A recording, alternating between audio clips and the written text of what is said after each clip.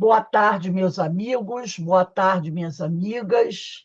Nós estamos na Sociedade de Estudos Espíritas Francisco de Assis. Hoje, dia 23 de março de 2026.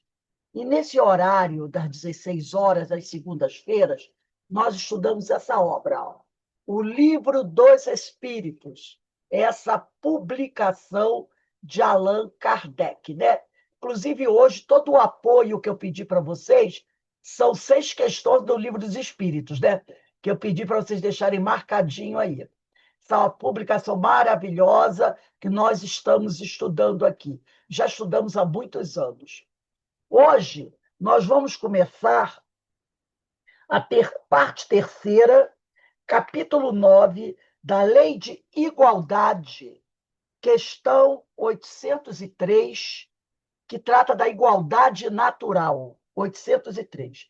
Mas antes de iniciarmos aqui, eu vou pedir à nossa irmã Ideína. Ideína, minha amiga, por favor, faz a nossa prece de abertura. Então, vamos elevar nosso pensamento ao Pai Santíssimo, em agradecimento por esse momento sublime, agradecendo a Francisco de Assis, esse irmão que nos recebe em sua casa, a Gésias Gonçalves, esse companheiro querido que nos acompanha. Que o estudo de hoje seja de muita paz, de muita harmonia e de muito entendimento para todos nós. Muito agradecido por tudo, Senhor. Que a sua luz se faça, hoje e sempre. Graças a Deus. Graças a Deus. Parece que o nosso amigo Alberto está com um probleminha de conexão, que ele está entrando e saindo. Mas vamos lá, capítulo 9, parte terceira da Lei de Igualdade, Igualdade Natural, questão 803. Primeira pergunta que Kardec faz aos espíritos nesse capítulo 9. Perante Deus, são iguais todos os homens? Aí os espíritos respondem à questão 803. Sim, todos tendem para o mesmo fim. Quer dizer, todos os homens caminham com o mesmo objetivo. Que objetivo é esse? O progresso, a melhora pessoal. E Deus fez suas leis para todos. Simples, não é? Simples e direto. Mas uma coisinha difícil para o homem entender e colocar em prática. Não tem mistério nessa frase. Olha a pergunta. Perante Deus, são iguais todos os homens? Sim. Mas a gente quer logo dizer, não.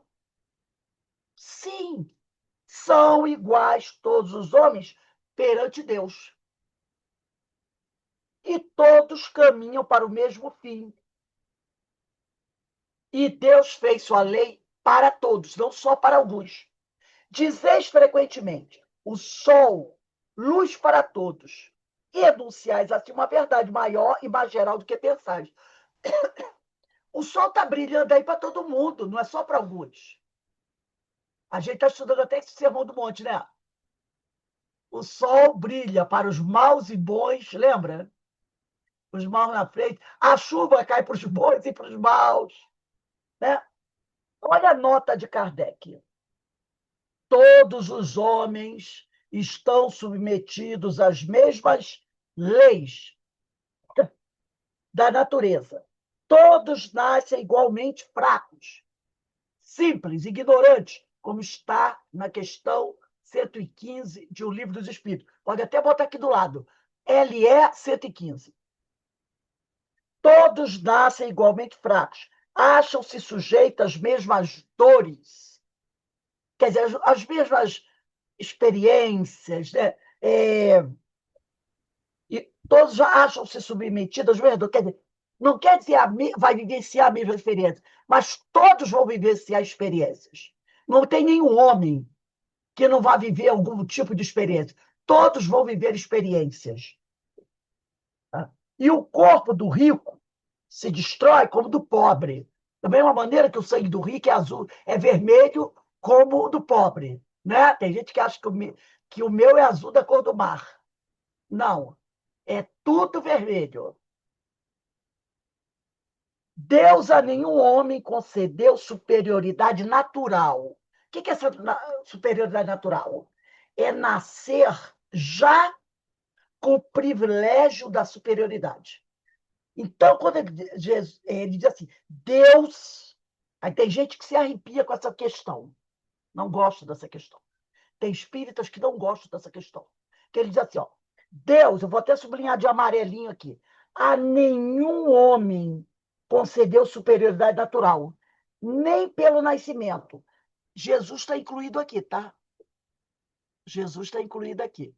Essa é a grande dificuldade de muita gente, porque acha que Jesus é de um material diferente. Entendeu? Eu tenho a minha sogra, que ainda está viva, graças a Deus, está com 94 anos, lúcida, católica, mas ela nunca foi aquela católica fanática, não. Eu e ela, a gente sentava para conversar, ela católica, e ela, grande parte da vida dela foi católica atuante. Ela fez cursos, ela foi coordenadora de cursos, de encontro de casais. Inclusive, ontem eu encontrei aqui na padaria um casal que vinha chegando, eram umas 6, 7 horas da noite. Eles vinham chegando do encontro de casais, estão com camiseta, né? Encontro de casais com Cristo. Eu também fiz encontro de casais, tá? Eu fiz encontro de casais, isso já tem uns 35 anos. E depois que eu fiz encontro de casais, eu trabalhei 2 anos como coordenadora de encontro de casais. Porque quando eu entrei na religião, eu não entrava só para ir lá à igreja assistir a missa. Eu também queria trabalhar. Então eu fui. Eu primeiro fiz o encontro de casais, um ano você faz o encontro, é muito bom, maravilhoso. Quem já fez, eu era católica da época, né? Encontro de casais é maravilhoso. Recomendo quem é católico fazer. É maravilhoso, adorei, sensacional. Uma experiência que eu não esqueço. É uma coisa, sabe, uma energia, uma atmosfera espetacular. É maravilhoso. Você passa um fim de semana todo só falando de evangelho. É um espetáculo, adorei. Aí, no outro ano, se você quiser, já fez o encontro de casais, você pode ser coordenador. Então, eu fui coordenador de equipe. Tinha uma equipe, depois fiz 2 anos também coordenação de equipe de encontro de casais. Trabalhei para você fazer, ser coordenador, você tem que estudar muito, fazer reuniões e grupos em casa, com os amigos. Vai preparando o ano inteiro para fazer o encontro de casais. Sensacional, adorei, aprendi muito. E a minha sogra também era. Que os coordenadores são chamados de corujões. Aí você vê a coruja com óculos, aquela coisa, corujões, né? Mas ela nunca foi muito assim, aquela coisa radical, não. Então eu conversava com ela sobre Jesus. Eu dizia, olha, Jesus é como nós, foi criado por Deus, né? Mas aí ela, não, tudo bem, eu entendo, Rose, mas ele é como nós, mas ele foi criado assim, ela aceitou, mas ainda fez uma observação. Ele foi criado assim, ele tinha uma coisa diferente de nós, né? Ele tinha uma coisa diferente, uma essência diferente, porque afinal é Jesus, né? Mas não, aí eu, tudo bem, não ia questionar. Mas ele diz aqui, Kardec, é notinha Kardec. Deus a nenhum homem, concedeu superioridade natural, quer dizer, foi criado de forma especial. Como o pessoal diz, os anjos foram criados por Deus, já anjos. Bela coisa, o que ele aprende? Não é? Você pode questionar, por quê? Não viveu aqui, não padeceu aqui na Terra, não passou aperto, não viveu essa experiência. Jesus veio para isso também. Então, Deus a nenhum homem concedeu superioridade natural, nascer especial. Tipo assim, nasceu com pedigree. Não deu a nenhum homem isso. Nem pelo nascimento, nem pela morte. Todos aos seus olhos são iguais. Nem pelo nascimento, nem pela morte, Deus deu superioridade natural a nenhum ser humano. A nenhum. Todos aos seus olhos são iguais. Inclusive esses cristos que estão lá, não sei aonde, né, que a gente nem sabe, nem eles. Então é todo mundo criado simples e ignorante. A partir daí, aí sim, é o teu trabalho pessoal que vai fazer você, ó, galgando os degraus. Desigualdade das aptidões. 804. Por que não outorgou Deus as mesmas aptidões a todos os homens? Perceberam como Kardec insiste? Aqui em cima já deixou claro, mas Kardec quer ir mais fundo. Por que não outorgou Deus as mesmas aptidões a todos os homens? Olha a resposta dos espíritos. Deus criou iguais todos os espíritos. Eles repetiram a resposta da 803. Por isso que mais tarde, quando Kardec vai de novo na pergunta, ele diz assim, mas nós já não falamos isso para você? Né?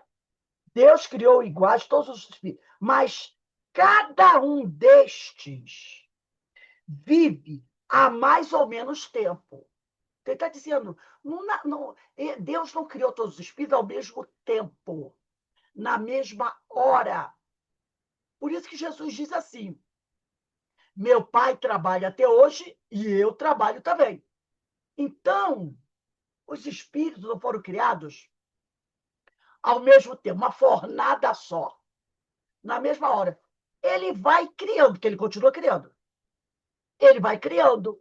E conforme ele vai criando, alguns são mais velhos que outros.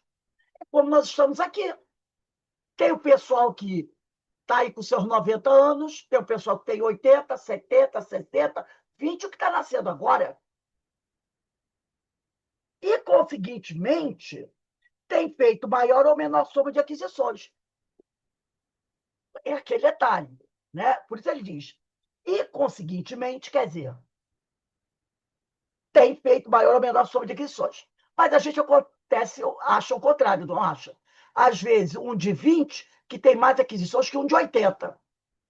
Mas o normal é que os que foram criados há mais tempo tenham mais aquisições que os mais jovens. Mas isso não é regra geral.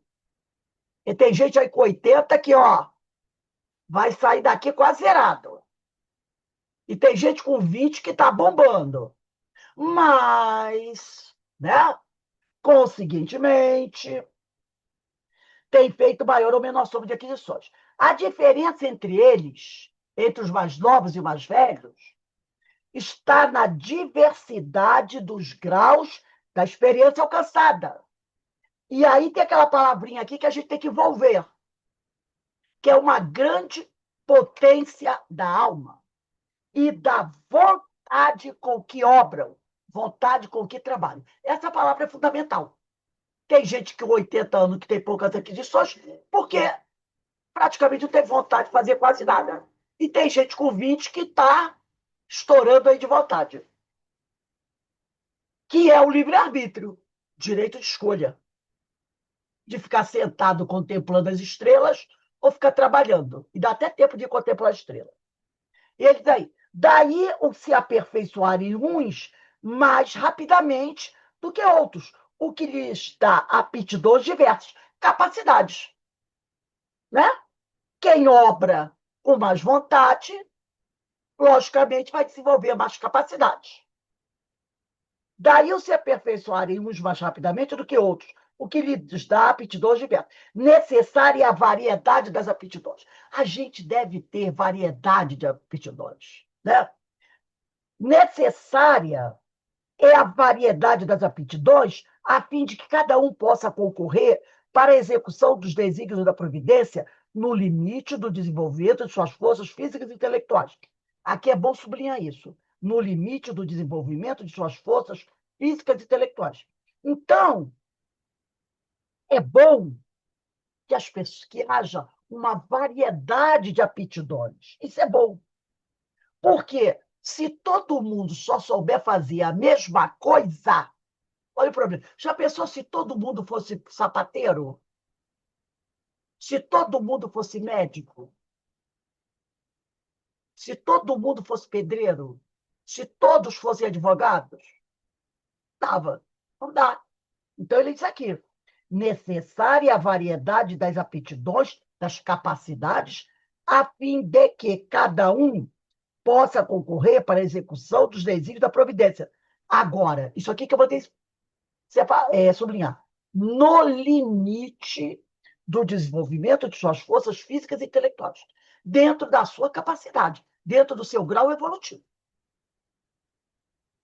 O que um não faz, fala o outro. Um costura, o outro cozinha. E a gente precisa de costureiro e de cozinheiro, não é? Um é médico, o outro é pedreiro. Você precisa do pedreiro e do médico. Assim é que cada qual tem seu papel útil a desempenhar. Ademais, sendo solidários, quer dizer, ajudando um ao outro, entre si, todos os mundos necessários se torna que os habitantes dos mundos superiores, que na sua maioria foram criados antes do vosso, venham habitá-lo para vos dar o exemplo. Então, está dizendo o seguinte: nós vivemos no planeta, temos que ser solidários uns com os outros, procurar ajudar uns aos outros. Os mundos, os planetas, também têm que ser solidários uns com os outros. Por quê? Espíritos que foram criados há mais tempo, que vivem em planetas superiores, de vez em quando vêm aqui para nos ajudar. E nós, que já fomos criados há um certo tempinho, de vez em quando a gente vai para um outro planeta, talvez igual ao nosso ou inferior ao nosso, para também ajudar os nossos irmãos. Isso é essa solidariedade, né? Então, é assim que caminha a humanidade. Vamos dar uma olhada, eu vou pedir aqui, Dulcineia, lê para a gente a questão 361, que eu pedi hoje, para vocês aí lerem. Lê para a gente a 361. Está na parte segunda, capítulo 7, da volta do espírito à vida corporal. Mas deixa aqui a 804 marcada, para quando voltar você não se perder. Porque se tirar, vai se perder na hora de voltar. Lê para a gente aí, Dulcineia. Está na parte de faculdades morais e intelectuais do homem. Isso, perfeito. 361. Qual a origem das qualidades morais, boas ou más, do homem? São, é a resposta dos espíritos, né? São as do espírito nele encarnado. Quanto mais puro é esse espírito, tanto mais propenso ao bem é o homem. Então, essa é a origem das qualidades morais, boas ou más do homem. Que eu pergunto assim, de onde veio essas qualidades morais? Vem do seu esforço São os do pessoal, espírito. né? São as É. qualidades que ele, enquanto encarnado, tem. Quanto mais elevado ele é, mais propenso ao bem. Quanto menos evoluído, menos propenso ao bem. Agora a gente vai voltar para 805, que a gente deixou marcadinho lá. Passando de um mundo superior a outro, toda vez que a gente sair, deixa marcado, tá, gente? Deixa marcado aí. Passando de um mundo superior a outro, inferior, e de vez em quando você sai de um mundo superior, vai para o mundo inferior. Há N razões, várias razões podem acontecer. Conserva o espírito integralmente as faculdades adquiridas. Você precisa ir para um outro mundo, ou superior ou inferior, por alguma razão. Ele quer saber se aquilo que você já apreendeu, aquilo que já é conquista sua, você perde ou leva com você? Eles respondem: sim. Já temos dito que o espírito que progrediu não retrocede, não volta atrás. Sublinha isso. Poderá escolher, no estado de espírito livre, da erraticidade, um invólucro mais grosseiro, um corpo mais grosseiro, ou uma posição mais precária do que as que já teve.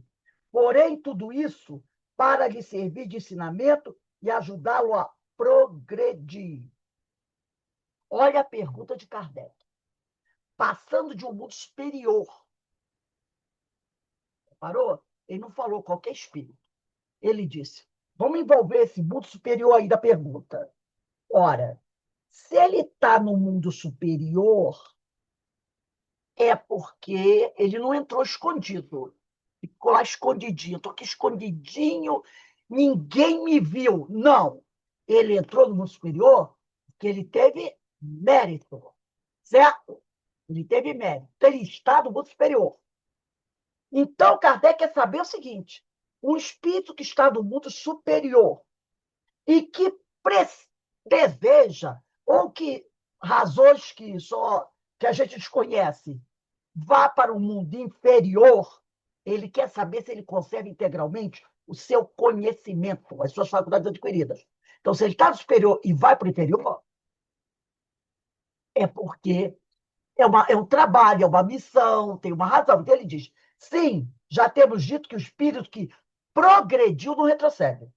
Ele pode escolher, ele escolhe da erraticidade, ou talvez ele nem esteja mais na erraticidade, né? Porque na erraticidade é aquele espírito que ainda precisa resgatar alguma coisa. Estando lá no plano espiritual, no estado de espírito livre, para vir para um planeta inferior, ele vai ter que ter um corpo mais grosseiro, não é? Claro, claro. Um corpo menos sutil, mais denso. Ou virá também ocupar uma posição mais precária do que ele já teve. De repente, no mundo superior, ele pode ser até um ministro. Um ministro. E aqui ele vai encarnar como, de repente, um sapateiro, um pedreiro. Porém, tudo isso para servir de ensinamento e ajudá-la a progredir. Fala, Alberto. Nesse caso aí, eu me lembrei, né, da Alcine, que veio para o mundo inferior e o mentor falou: olha, tu pode correr perigo, hein? Mesmo com as conquistas morais, os perigos de encarnar entre os inferiores as tentações existem, a queda é possível, hein? Cuidado. É Mas ela disse, não, eu quero ir para poder auxiliar. perfeita a sua colocação. Perfeita.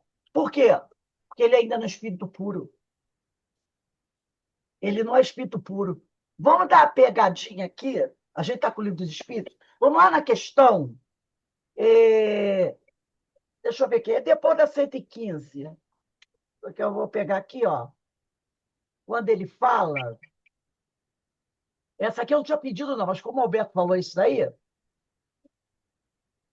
é a questão. Deixa eu ver. Deixa eu ver aqui. Ah, é a questão 107.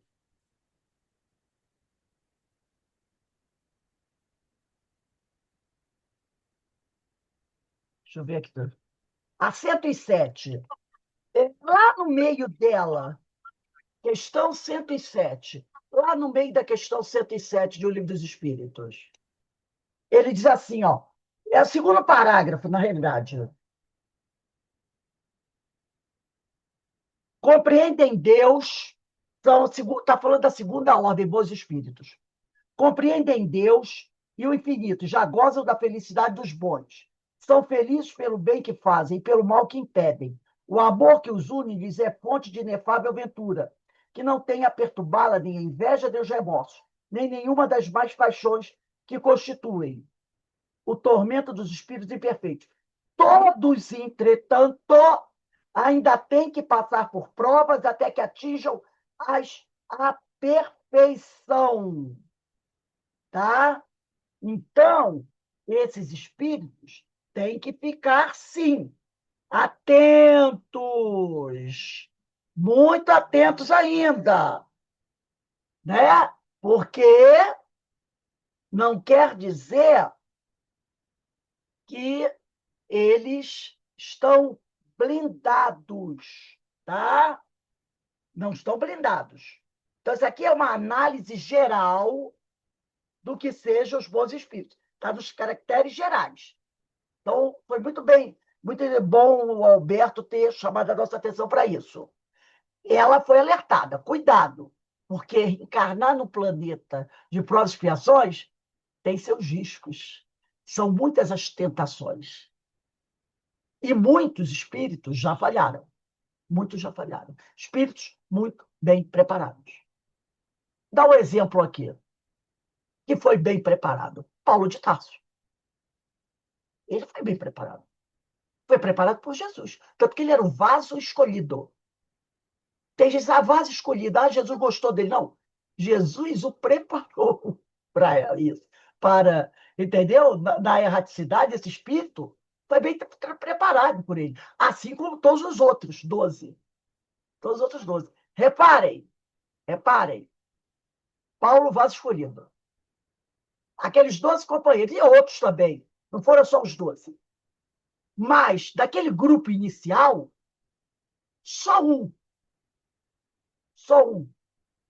deu uma titubeada. Mas depois ele segue em frente, que foi Judas. E nenhum dos 12 fez o que Saulo fez. Nenhum dos 12 era doutor da lei aqui na terra. Não é? Eram homens simples, pescadores, mas eram homens que foram preparados por Jesus. Mas se mantiveram firmes. Era aquela escorregadinha normal, planeta Terra, aí daquela época.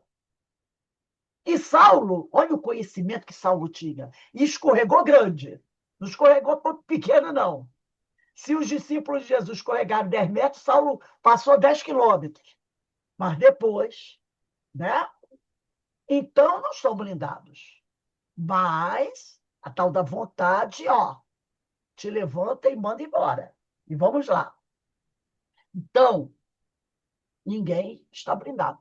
E quantos outros, naquela época, entre os judeus e doutores da lei, também foram preparados? E sucumbiram? Muitos deles. Não foram só os 12 que Jesus preparou. Jesus preparou muita gente. Muita gente. Mas alguns não conseguiram. Alguns não conseguiram. Se perderam. Né? Isso ao longo de toda a história até os tempos atuais. Mas depois se recuperam e continuam. Né? Então, é o que ele disse aqui. Eu estou da 805. Poderá escolher no estado de espírito livre, ele está no planeta superior. Um invólucro, um corpo aqui mais grosseiro do que o dele lá no mundo superior. E também ocupar uma posição mais precária do que as que ele já teve antes.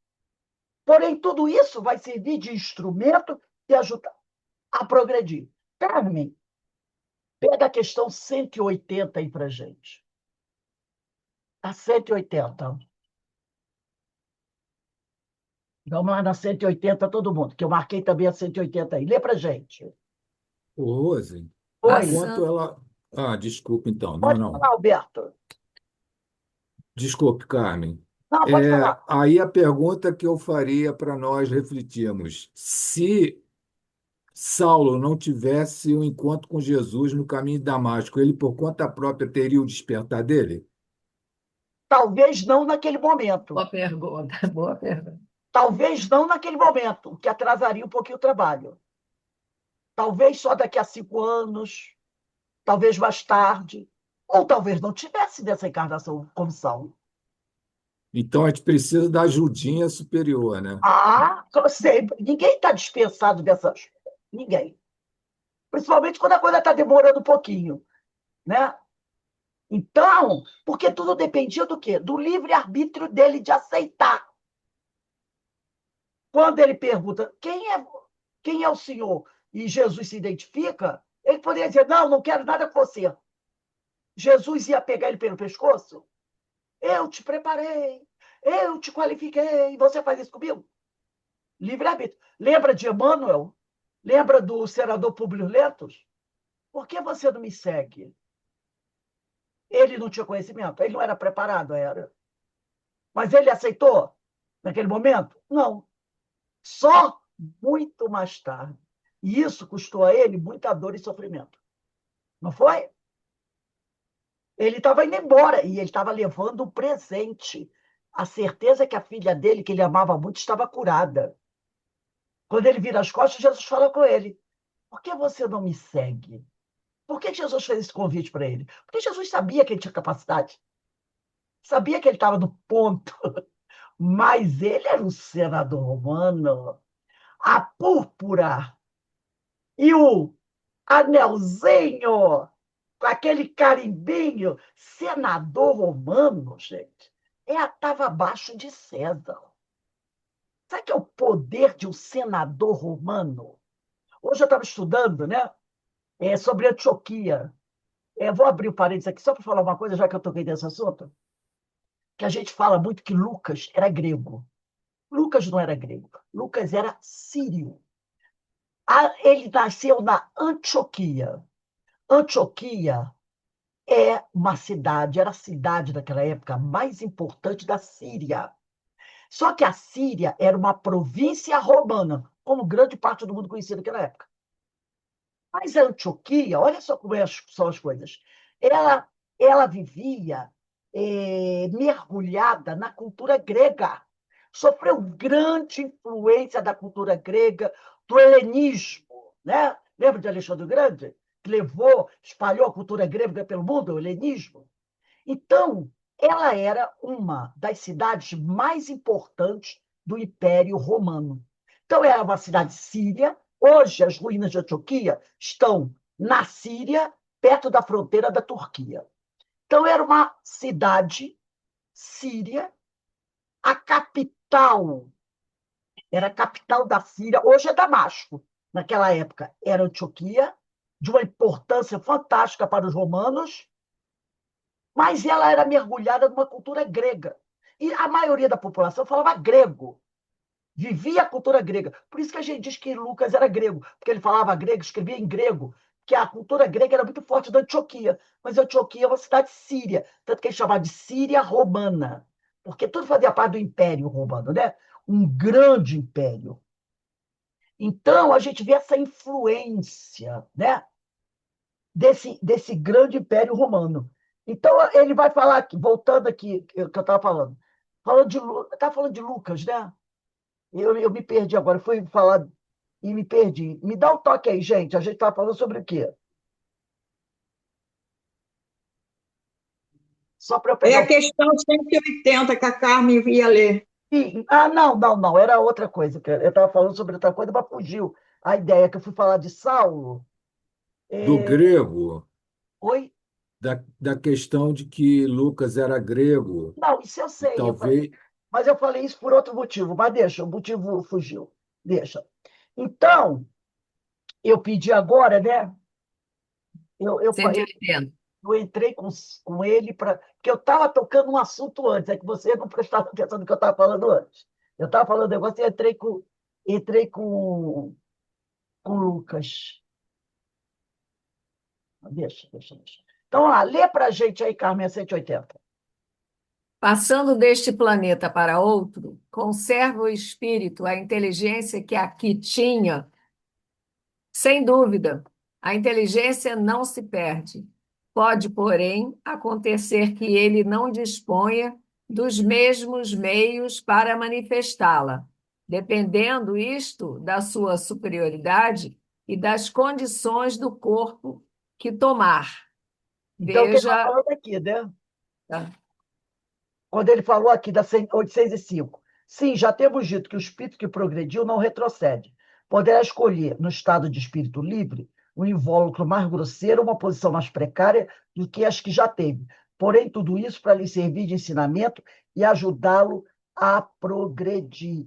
Então, ele vai dizer aqui, né, que está só ratificando o que foi dito na 805, que nós não perdemos a nossa inteligência. Dependendo da posição que a gente vai ocupar, a gente pode não lembrar de toda essa capacidade que nós temos para manifestar essa superioridade. Então, de repente, Pode vir um corpo limitado. corpo limitado, tudo isso, né? Né? Então, tudo vai depender da sua superioridade e das condições que tomar. Mas se for um espírito muito evoluído, muitas vezes, mesmo num corpo, numa posição social mais limitada, ele vai deixar passar a superioridade dele. A gente vai perceber a superioridade dele. Se não tiver limitações orgânicas, a gente vai perceber que, às vezes, é aquela pessoa muito simples, mas que deixa umas lições fantásticas, né? Deixa umas lições fantásticas assim. Então, ele vai dizer aqui, assim, a diversidade das aptidões entre os homens não deriva da natureza íntima da sua criação, mas do grau de aperfeiçoamento a que tenham chegado os espíritos encarnados neles. Então, não vai depender da natureza íntima da nossa criação. A diversidade das aptidões vai depender o quê? Do grau de evolução que tenham os espíritos. Deus, portanto, não criou faculdades desiguais. Ele não criou faculdades desiguais. Permitiu, porém, que os espíritos em graus diversos de desenvolvimento estivessem em contato, para que os mais adiantados pudessem auxiliar o progresso dos mais atrasados, e também para que os homens, necessitando dos outros, compreendessem a lei de caridade que os deve unir. Eu estava falando de Saulo e de Lucas mais ou menos, nesse sentido, né? Paulo, um doutor da lei, um espírito que veio com uma grande capacidade, ninguém pode discutir, e ainda teve os privilégios sociais. Era cidadão grego, cidadão romano, cidadão judeu, né? Com um monte de cartinhas facilitava o quê? As portas se abrirem para ele. E, no entanto, durante pelo menos vamos botar aí uns 15 anos, né? Porque ele vai se tornar doutor da lei quase com 20 anos, bem jovem. E pelo menos aí uns 10 anos, ele, como doutor da lei, aprontou todas. Até que ele, na estrada de Damasco, que hoje leva o nome da capital da Síria, né? Damasco, ele conseguiu despertar. Aí, daí para frente, a caminhada dele foi difícil, né? Um pouco difícil no início, porque ele tinha que lidar com o que ele tinha feito e com o novo, que estava na cabeça dele, ali, a lembrança. Lucas era considerado gentio, porque não era judeu, era sírio, mas considerado cidadão grego, porque nasceu em Antioquia, né? E ele, ao conhecer, quem leu Paulo Estevão, ao conhecer Paulo, logo faz o contato e abraça a causa. Foi também Estevão, um cidadão judeu, que nunca tinha escutado falar em Jesus, mesmo depois da morte de Jesus. Só vai conhecer Jesus através de Pedro. Aí você coloca Pedro e Paulo. Pedro e Paulo, um pescador que não tinha muita cultura, devia ser analfabeto, pescador daquela época devia ser analfabeto. Teve lá suas dificuldades, seus obstáculos, mas nada parecido com o que Saulo fez, e passou distante disso. E, no entanto, compreendeu Jesus, né? Caminhou ao lado de Jesus, e era aquele a que Jesus estava sempre perto. É ele que vai dar as primeiras orientações a Estevão, que era o espírito superior, e a Saulo. Entendeu? É ele que vai dar as orientações a Saulo. Depois que Saulo alcança um nível, né? Paulo, aí os dois vão ter até o embate, mas depois Paulo percebe que ele precisa respeitar Pedro. E ele diminui um pouquinho, porque ele olha e diz: ele caminhou com Jesus o tempo todo, né? Então, olha aí, aqui na Terra, se você comparar os dois, Pedro e Paulo, intelectualmente, um estava dos píncaros, o outro estava do barquinho pescando peixe. Mas quem é que orientou Saulo? Depois que Saulo foi para a casa do caminho? Pedro. Quem é que orientou Estevão? Que era o espírito superior também. Quando chega à casa do caminho, é Pedro. Então, né? Aí a gente vai percebendo as coisas. Então, no caso, Deus, portanto, não criou faculdades iguais. Permitiu, porém, que os espíritos, em graus diversos de desenvolvimento, e a gente não sabe qual era o grau de desenvolvimento de Pedro, nem de Paula, certinho ali, a gente sabe. A gente sabe que eram dois espíritos, ó, bem elevados. Entrem em contato para que os mais adiantados pudessem auxiliar o progresso dos mais atrasados. Se Estevão não entra em contato com Pedro, talvez não conhecesse Jesus a fundo, não é? Se Saulo não recebesse a orientação de Pedro, talvez tivesse problemas. E também para que os homens, necessitando um dos outros, como Saulo, o doutor da lei, depois necessitou da ajuda de quê? De Ananias, que era um homem do povo, muito simples, a quem ele queria matar. E Saulo precisou dele, porque foi ele que Jesus mandou para ajudar Saulo. Compreendesse a lei de caridade que os deve unir. Foi uma lição para Ananias também.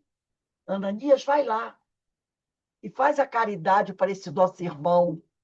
Cara, Ananias ficou animadinho. Vou sim, Senhor. Me dá o endereço dele e o nomezinho. Quando Jesus deu, Ananias deu aquela freada. Opa! Como é que é? O senhor quer que eu vá lá dar o meu amor a esse irmão que veio até aqui atrás de mim para arrancar minha cabeça? Aí Jesus fala com ele. É o meu vaso escolhido. Aí ele diz, senhor, eu vou sim. Eu vou, e foi, e fez. E durante muito tempo depois, ele caminhou junto a Saulo, ajudando Saulo. 806. Desigualdades sociais. 806. É lei da natureza a desigualdade das condições sociais? Não. É obra do homem e não de Deus. Classes sociais, isso aí é coisa do homem. Não é coisa de Deus. Ah, não é coisa de Deus. Isso é coisa do homem. É obra do homem e não de Deus. 806A. Algum dia essa desigualdade desaparecerá? Eternas somente as leis de Deus. Então, ele está querendo dizer o quê? Que essa desigualdade de classe não vai permanecer. Um dia ela vai desaparecer. Vai desaparecer. Que a única coisa que é eterna são as leis divinas. Não vês que um dia, não vês que dia a dia ela gradualmente se apaga? Desaparecerá quando o egoísmo e o orgulho deixarem de predominar. Depende de quem? Da vontade do Senhor? Não. Depende de nós. Já dizia a música. Depende de nós. Restará apenas a desigualdade do merecimento. Ah, essa vai continuar existindo. A desigualdade do merecimento. Por quê? Porque se cada um foi criado num determinado tempo, cada um tem um nível evolutivo. Cada um viveu uma experiência. Então, o merecimento não é igual. Não é igual. Então, as classes vão desaparecer, a desigualdade de classes. Mas restará apenas, é bom sublinhar isso, a desigualdade do merecimento. Os espíritos estão num grau evolutivo maior, têm um maior merecimento do que os que estão aqui. Essa sempre vai acontecer. Porque hoje tem espíritos sendo criados que ainda não viveram experiências importantes. Claro que eles têm menos conhecimento do que aquele que já está lá em cima. O que está lá em cima tem mais merecimento do que aquele. Mas não é porque Deus é bonzinho com ele. É porque ele fez por merecer. Ele se esforçou. Ele acionou a potência da alma, vontade, livre-arbítrio. Aí ele diz aqui, dia virá, futuro, em que os membros da grande família dos filhos de Deus deixarão de considerar-se como de sangue mais ou menos puro. Só o espírito é mais ou menos puro. E isso não depende da posição social. Depende do merecimento, do esforço que cada um está fazendo por se melhorar. Né? É isso que classifica o espírito de mais ou menos puro. Mais puro, menos puro. Mais elevado, menos elevado. 6 e 7. E se deve pensar dos que abusam. A palavra abusar aqui é muito importante, hein? Da superioridade de suas posições sociais para, em proveito próprio, oprimir os fracos. E aí os espíritos dizem, merecem anátema, quer dizer, condenação, repúdio. Ai deles, serão a seu turno oprimidos. Não façais aos outros que não gostaria que te fizessem. Lembra dessa máxima de Jesus? Serão oprimidos. Renascerão numa existência em que terão de sofrer tudo. Olha aqui, ó, sublinhando aí, ó. Em que terão de sofrer tudo o que tiverem feito sofrer aos outros. Aí eu vou pedir aqui, Denise, lê para a gente a 684. 684. Denise está aí? Um momentinho. Tá aí essa foto, a gente confunde a foto com o Denise. Que se deve pensar dos que abusam de sua autoridade, impondo a seus inferiores excessivo trabalho. Isso é uma das piores ações. Todo aquele que tem o poder de mandar é responsável pelo excesso de trabalho que imponha a seus inferiores, porquanto, assim fazendo, transgride a lei de Deus. E faz uma Aninha, menção a 273. Aninha, pode ler a 273 para a gente? Ana Brito, se ela estiver aí, com o Livro dos Espíritos. 273, se ela tiver marcado. Se não tiver marcado, 273.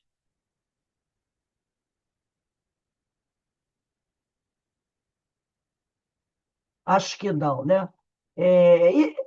Ana Constantino, lê a 273 para a gente.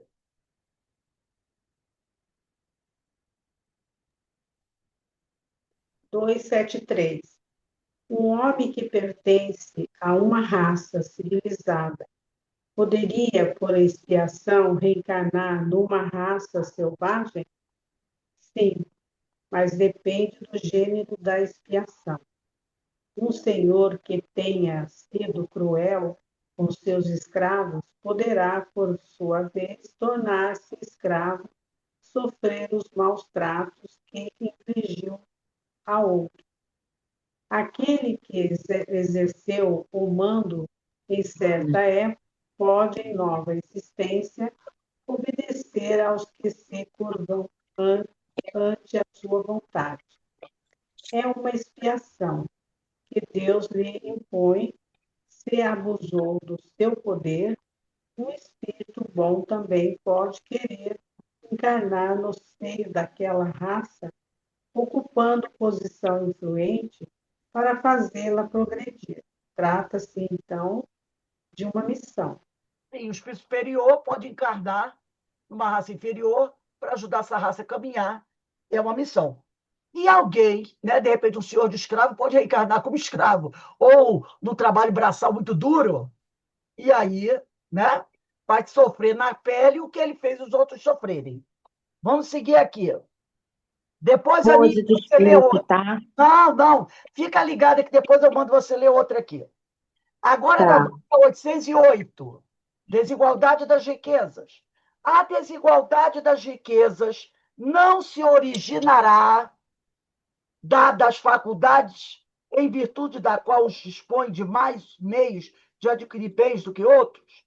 Então, ele quer saber se a riqueza não se origina da capacidade em que alguns têm de adquirir mais bens do que outros. E ele diz, sim e não, mas também da velhacaria e do roubo. O que dizes? Né? Então, ele fala que a capacidade de adquirir riquezas que Kardec quer saber se a capacidade que as pessoas têm de adquirir riquezas não se origina das faculdades, das capacidades que as pessoas têm, em virtude daqueles, né, que têm mais oportunidades, estudaram mais, né? Ele quer saber isso. Ah, os ricos, os poderosos, têm esse poder, essa riqueza toda, porque, né, eles têm mais virtudes, mais capacidades, mais inteligência, não será isso? Aí eles dizem, sim, não, mas também tem muita gente que é milionário aí porque praticou muita velhacaria e muito roubo. O que que você acha disso? Que diz? Isso é verdade? Tem gente que é muito rico aí porque praticou muita corrupção. Então, não é só por causa da capacidade intelectual, também porque praticou muita corrupção. 808A. Mas aí Kardec continua. Mas a riqueza herdada, aquela que você herdou do papai, da mamãe, do vovô, essa não é fruto de paixões mais? Olha só. Se alguém herda uma riqueza, não será isso fruto de uma coisa ruim, né? Aí ele vai dizer aqui, ó, que sabes você a esse respeito? Busca a fonte de tal riqueza. Primeiro você tem que saber a fonte daquela riqueza. E verás que nem sempre ela é pura. Tá? Ah, desculpe. Vou repetir a questão 808A. Na 808A, Kardec não fez pergunta. Ele fez uma afirmação. É por isso que eu explico essa resposta. Porque na 808, Kardec pergunta assim: a desigualdade das riquezas não se originará das faculdades, das capacidades, em virtude da qual uns dispõem de mais meio de adquirir bens do que outros, uns têm mais capacidade que outros para adquirir bens. Eles dizem, sim, não, mas também da velhacaria do roubo. Aí Kardec faz uma afirmativa, não uma pergunta. Ele diz assim, espera aí, mas a riqueza herdada que eu recebi do meu pai, do meu avô, da minha mãe, do meu tio, não fui eu que obtive com velhacaria. Não foi eu que obtive usando a minha capacidade de inteligência, nem da velhacaria. Essa aí não é fruto de paixões mais. Entendeu? Ele diz isso. Essa riqueza vem do papai, da mamãe e do vovô. Não é fruto de paixões mais. Aí eles dizem para eles. Aí eles perguntam para ele: que sabes a esse respeito? Só porque ela é herdada? Ele quer dizer isso. Quer dizer que, por ser herdada, ela não é fruto de roubo? Às vezes é. Às vezes o vovô roubou e deixou o fruto do roubo para o netinho. Aqui. Busca a fonte de tal riqueza. Vai olhar de onde se originou a riqueza do vovozinho, do bisavôzinho. E verás que nem sempre essa fonte é pura. Sabes, porventura, se não se originou de uma expoliação, de uma injustiça? Outro dia estavam fazendo uma pesquisa em São Paulo, porque eles estavam renomeando o nome de ruas. E algumas ruas de Niterói, de São Paulo, têm nomes de antigos senhores que eram comerciantes de escravos. E ainda existiam algumas famílias no Brasil que hoje são famílias ricas, mas que a riqueza se originou na escravidão. Na escravidão, do trabalho escravo dos cafezais, dos canaviais, das minas de ouro, do tráfico negreiro. Entendeu? Foi de lá. É um quatrocentão que o pessoal chamava antigamente, né? Quatrocentão. Então, tem gente por aí que, lá do Nordeste, no Brasil, aquelas fazendas, aquelas terras, aquela fortuna, Aí ele diz, meu bisavô foi não sei o quê, meu tataravô foi não sei o quê. E a fortuna vem de lá, da escravidão, da exploração, das minas de ouro, das tramóias, do mercado negreiro. E estão aí as pessoas ricas, que às vezes são os mesmos.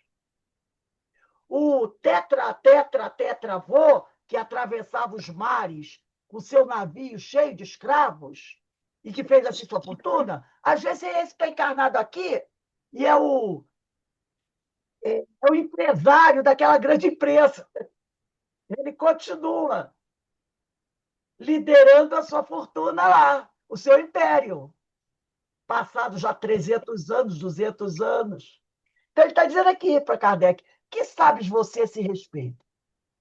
Busca a fonte de tal riqueza, porque ele falou, Kardec falou, não, riqueza herdada não é fruto de paixões más, porque o cara que herdou não botou a mão na sujeira. Como é que você sabe que não botou? Às vezes ele está herdando o que foi dele, o que ele deixou para ele, encarnações passadas. Então, ele diz aqui, sabes, porventura, se não se originou de uma expoliação ou de uma injustiça? Mesmo, porém, sem falar da origem, que pode ser má, acreditas que a cobiça da riqueza, ainda quando bem adquirida, os desejos secretos de possuí-la, você nem sabe às vezes, o mais depressa possível, sejam sentimentos louváveis, de repente um empresário que explora os seus funcionários e com isso aumenta a sua riqueza. Essa fortuna é boa? Essa origem é boa? Isso é o que Deus julga. E eu te asseguro que o seu juízo, o juízo de Deus, é mais severo que o dos homens. Agora eu vou pedir para. Deixa eu ver quem está aí. Né? Aninha, para a gente, a primeira frase da questão 670. A primeira frase da questão 670. 670. Está na página 660. Peraí, só um minutinho. Parte terceira, capítulo 2 da Lei de Adoração. 670, né? Certo. É aqui. Os sacrifícios humanos praticados por intenção piedosa pode ter alguma vez agradado a Deus? Resposta. Oi? Lê a resposta. Não, nunca. Deus, porém, julga pela intenção. É essa frase que eu quero. Que é bom a gente ouvir essa frase. Deus julga a intenção. Pela intenção. Então, o empresário explora seus funcionários. Ele não está roubando dinheiro de corrupção. O pai dele, o avô dele não foi senhor de escravo. Mas ele explora esses funcionários. Então, eu pergunto, a origem da fortuna dele é lícita? Não. Porque aí ele diz, acreditas que a cobiça, porque aquele que explora o seu funcionário, ele explora por cobiça. Acredita que a cobiça da riqueza, ainda quando bem adquirida, ele não roubou ninguém, a empresa é dele. Os desejos secretos de possuir mais, o mais depressa possível, sejam sentimentos louváveis, isso é o que Deus julga. Deus julga a intenção. A nossa intenção. Alberto, lê para a gente a 747. 747. Aqui. 747. Está na parte terceira, capítulo 6, Vamos lá. da lei de 747. 747. É sempre do mesmo grau a culpabilidade em todos os casos de assassínio? Já o temos dito, Deus é justo. Julga mais pela intenção do que pelo fato. Exatamente. Ele julga pela intenção. Ele analisa qual a sua intenção ao fazer alguma coisa. Você pode até fazer uma coisa e dar uma grande besteira, até prejudicar a vida de outras pessoas. Mas se você fez aquilo acreditando que era bom, olha aí, entendeu? Que às vezes você quer fazer uma coisa para ajudar, mas como você não tem muito conhecimento, pode dar errado. Quantas vezes isso já aconteceu com muitas pessoas? Então, Deus julga a tua intenção. Qual era a tua intenção ao fazer aquilo? Era ajudar? Isso é bem bizarro. Agora, Rose, por isso, só um instantinho. Rose, Peraí um instantinho, Aninha. Por isso, tá. que quando alguém julga a intenção, Deus julga a intenção, a expiação pode ser diferente. Porque duas pessoas podem fazer a mesma coisa. E cada uma ter um tipo de processo educativo. Eu chamo expiação de processo educativo. Um mais dolorido do que o outro. Vai depender da intenção que cada um tinha ao fazer aquilo. Fala, Ana. Aqui no meu livro, ele fala das tribos indígenas da Amazônia que sacrificam os bebês que nascem com malformações congênitas. Porque eles têm um Por pensamento. piedade, por piedade. Exatamente. Aí Deus, Exatamente. aí Eles pensam o Deus, quê? é, Como é que uma criança tá dentro da cultura. Gente, não podemos analisar a cultura do outro dessa forma. não, Nós temos que analisar aquela cultura. Na cultura deles, eles precisam lutar para sobreviver na selva. Uma criança com limitações não conseguirá sobreviver. Essa é a cultura deles. Logicamente que a gente não vai trazer essa ideia para a nossa cultura. Não é? não, Então a gente tem que respeitar aquela cultura. É o que ele falou aqui. Deus julga mais pela intenção do que pelo fato. Qual a intenção dos indígenas? Deixa o fato aqui do lado e vamos ver a intenção deles. É isso aí. Obrigada, Aninha. Foi interessante o que você falou. 809. Alberto, já leu? Alberto? Já leu sim, 747. Tá legal. 809. Aos que mais tarde, vê que Kardec insiste nesse assunto, né? Aos que mais tarde herdam uma riqueza inicialmente mal adquirida. Opa! Vovô foi traficante de escravos. Estou colocando isso porque eu considero isso uma das piores coisas que aconteceu. Aqueles caras que enriqueceram fazendo tráfico de seres humanos.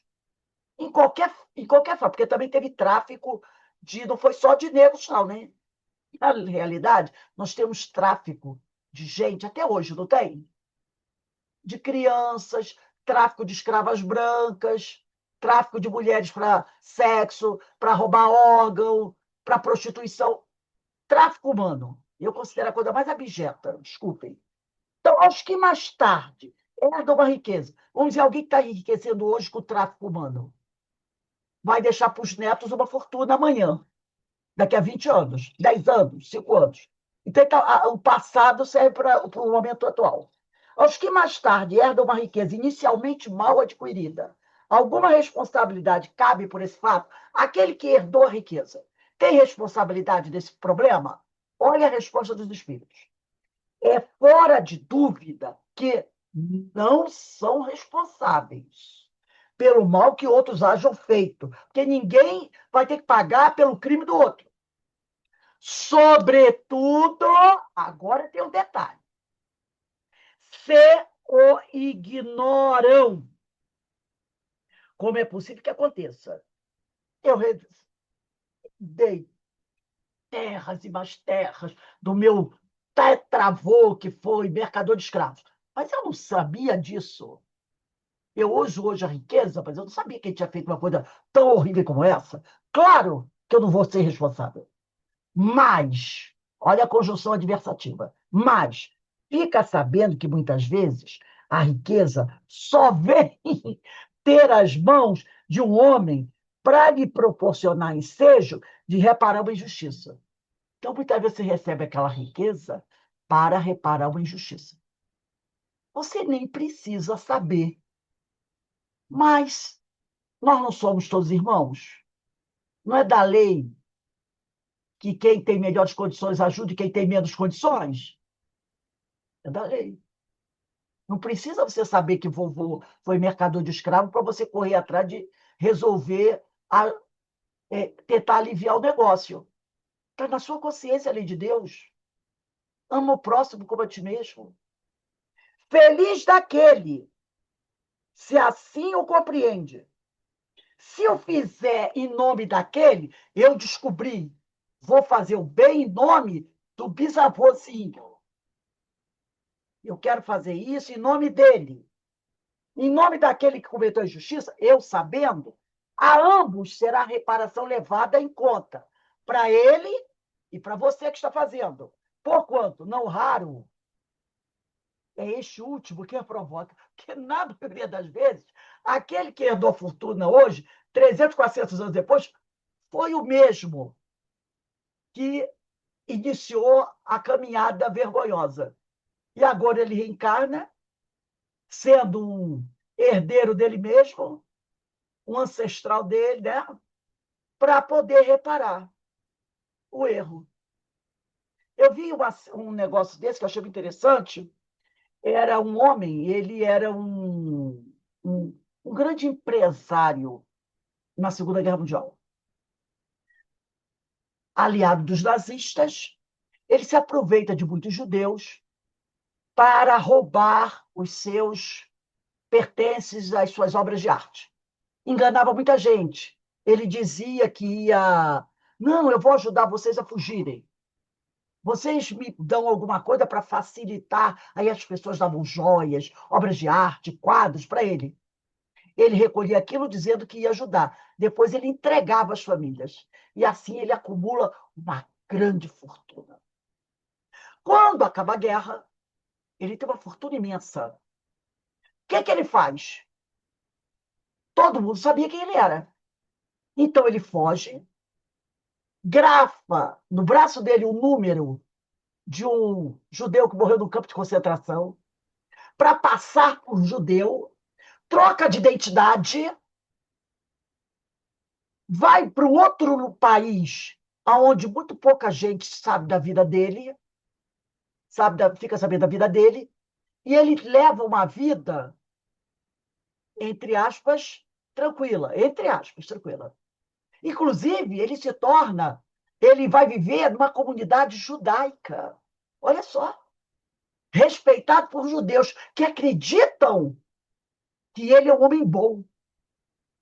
E ele ganhou uma grande fortuna. Ele tinha uma fortuna imensa num porão lá da mansão dele, escondida. E assim, e de vez em quando ele ajudava uma família aqui, uma família ali, uma parte dessa riqueza, né? Aí todo mundo ali da comunidade judaica o considerava, nossa, um Messias, um homem maravilhoso, sensacional, respeitadíssimo, que ajudava muita gente. Mas o que ele dava para ajudar era muito inferior ao que ele tinha, escondido, que não podia deixar. Eram quadros de famílias. Aí ele tem um filho. Olha só a coisa. E ele era nazista. O filho dele nasce naquela comunidade judaica. A mulher dele também era alemã. Ela também sabia do negócio todo. Eles têm um filho. Nasce na comunidade judaica. O filho dele se torna judeu ortodoxo. Ele judeu, entendeu? Judeu mesmo, sério. Cresceu ali e ele era um judeu, mas se dizia judeu, mas o filho era judeu. Um dia o filho descobre, mexendo, não sei como, ele fica doente. O filho vai na casa, mexer nos porões, não sei para quê, para procurar a documentação, se depara com um monte de coisas. E ele fica, não podia imaginar como meu pai tem tanta obra de arte assim, e nunca mostrou para mim. Aí vai falar com a mãe, mas a mãe descoberta. Ele vê um quadro Era um quadro muito famoso que tinha desaparecido. Ele, não é possível. Esse quadro, ele vai pesquisar, descobre que o quadro desapareceu. Era de uma família judia. Aí ele começa a pesquisar, bate aquela ideia, vai para os arquivos, né? Consegue lá, através de um amigo que tem em Israel, um arquivo e procura. Que aí a suspeita bateu na cabeça dele, né? Aí ele começa a lembrar que em algum momento na vida dele, ele escutou alguém falar alguma coisa, sabe? Alguém falou alguma coisa para o pai dele, mas de todo mundo enxovalhou a pessoa. Ele vai procurar essa pessoa, não diz que é filho do cara. O cara diz que não, ele engana todo mundo, ele não é bonzinho, não. Aí essa pessoa tem os retratos antigos do jornal, ele pega esses retratos, leva para casa, compara com a foto do pai dele jovem, descobre tudo. Descobre tudo. Fica arrasado. Mas aí o que ele faz? Ele começa, sem estardalhaço, procurar aquelas famílias. Nesse interim, o pai dele morre. O pai dele morre. E ele começa, sem estardalhaço, procurar aquelas famílias para devolver as obras de arte, que valiam milhões. Pessoas muito pobres, família judaica muito pobres, pobres, né? Que eram herdeiros, descendentes daqueles que morreram no campo de concentração. Então, tem uma senhora muito pobre, ela é filha, são costureiras, e o dia ele aparece na casa delas com um quadro valiosíssimo, que vale milhões de dólares. Aquelas mulheres, elas ficam assim. Ele, você reconhece a senhora? Não, era da minha avó. Os nazis, como é que você conseguiu isso? E ele começa a devolver aquelas obras de arte. Alguns ele não encontra família, aí ele manda para os museus, né? Mas os que ele vai encontrando, ele vai devolvendo. Porque ele ficou sabendo. Se ele fosse uma pessoa sem caráter, o que ele fazia? Meu pai morreu, ninguém sabe, eu vou ficar com elas. Ele não. Ele, como ele diz aqui, feliz dele se assim o compreende, que ele precisa reparar a injustiça. E se eu fizer em nome daquele que cometeu a injustiça, aí ele começou a fazer em nome do pai, porque ele percebeu que quando o pai estava morrendo, o pai estava sentindo muita culpa. Começou aquele processo de culpa, arrependimento do que tinha feito, e aí ele começa a fazer aquilo em nome do pai. Entendeu? Agora, tem essas duas posições. Você reconhece e cala a boca e continua usufruindo e explorando, ou você procura reparar em nome daquela pessoa que fez aquele ato ruim. E isso será levado em conta para os dois, para ele, aquele que praticou o crime, e para aquele que está fazendo isso. É o que ele diz aqui. Se a fizer em nome daquele que cometeu injustiça, a ambos será a reparação levada em conta, porquanto não raro, quando acontece um ancestral bem lá atrás, é este último que a provoca. Porque, às vezes, é você mesmo que está retornando com aquela fortuna para agora fazer algo útil com ela, né? Então, nós vamos... Bastante interessante dessas questões, né? Bastante esclarecedora também. Não é difícil de ser compreendido por nós. Então, semana que vem, a gente vai começar. Hoje são 20, né? Não, 23. Semana que vem, dia 30. 810. 30/3/26. 810. Nós vamos encerrando aqui o nosso estudo de hoje, agradecendo muito a Deus, né? Por estarmos aqui revisando essas questões tão importantes. Porque o pessoal diz assim: ah, que isso? Eu já conheço tudo isso. A gente conhece, é verdade.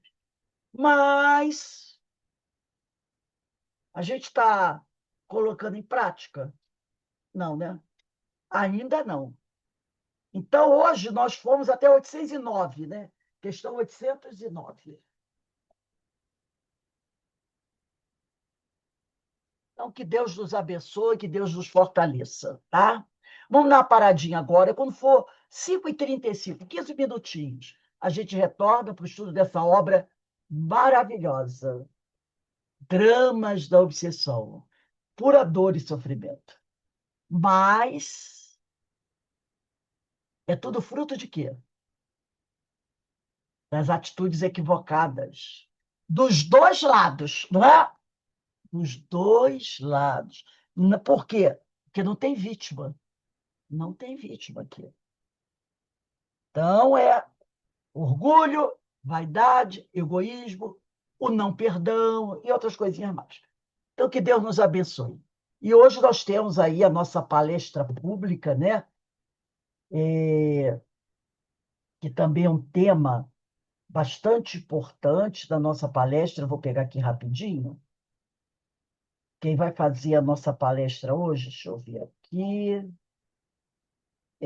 Rose.